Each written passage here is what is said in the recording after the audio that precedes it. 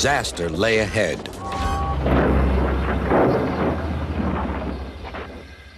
Something sticky splashed all over James.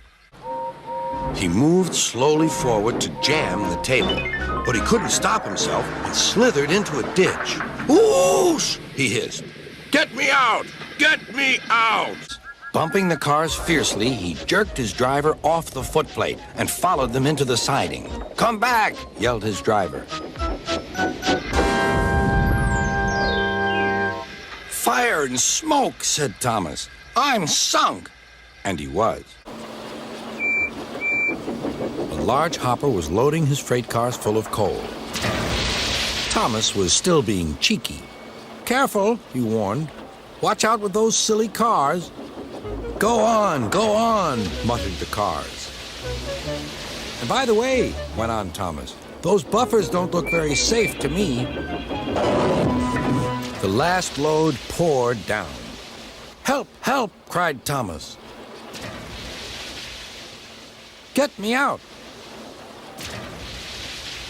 Percy was worried, but he couldn't help laughing.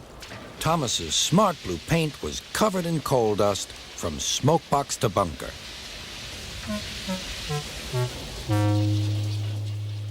"Ha ha!" chuckled Percy. "You don't look really useful now, Thomas. You look really disgraceful." "I'm not disgraceful," choked Thomas. "You did that on purpose. Get me out." The water column stood at the end of the siding with the unsafe buffers. Suddenly, Percy found that he couldn't stop. The buffers didn't stop him either. "Oh!" wailed Percy. "Help!"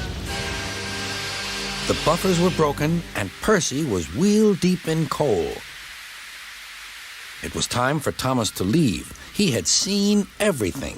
Go on, they yelled and bumped Percy's driver and fireman off the footplate. "Ow!" said Percy, sliding past the board. Percy was frantic. "That's enough!"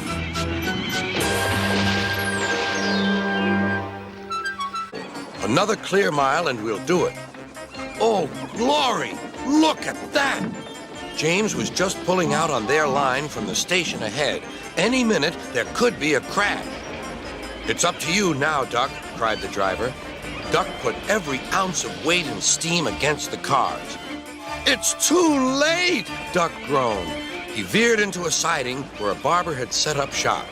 He was shaving a customer.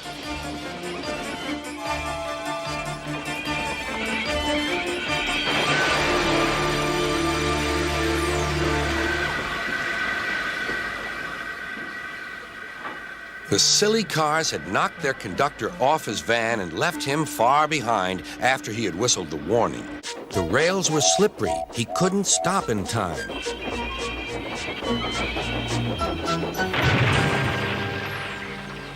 Donald wasn't hurt, but Sir Topham Hatt was most annoyed. "Go steady! The van's breaking!" The van was in pieces. There was the station master's house. The station master was about to have breakfast.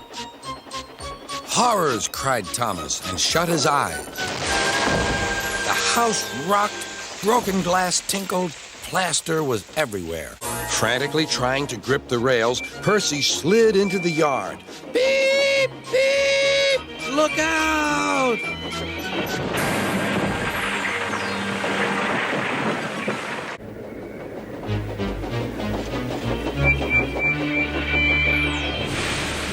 Percy broke the cart to smithereens. Lime flew everywhere. He puffed quickly to the nearest signal box. Then came trouble.